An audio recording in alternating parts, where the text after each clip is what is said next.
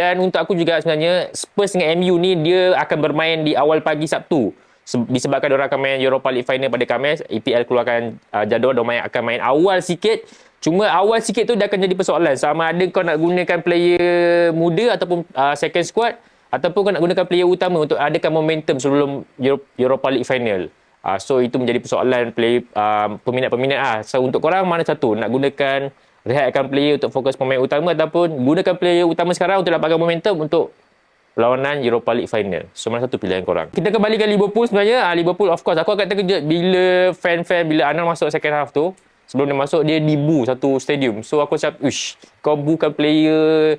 Aku rasa Arnold ada antara player akademi Liverpool yang paling berjaya kot setakat hari ni sebab dia dah menang semua piala yang possible Liverpool boleh menang. Dan agak terkejut juga. Mungkin ada fan-fan marah sebabkan yang paling utama Arnold belah secara free lah. Sepatutnya kau boleh dapat at least kalau range Arnold ni 50-60 juta Real Madrid patut bayar. Tapi untuk aku juga kalau kita tengok balik faktor ke belakang di mana Liverpool sendiri yang lambat deal untuk Arnold untuk dapatkan kontrak baru disebabkan Liverpool tengah pening dengan Salah dengan Van Dijk sebab Liverpool tak pernah bagi gaji yang paling mahal.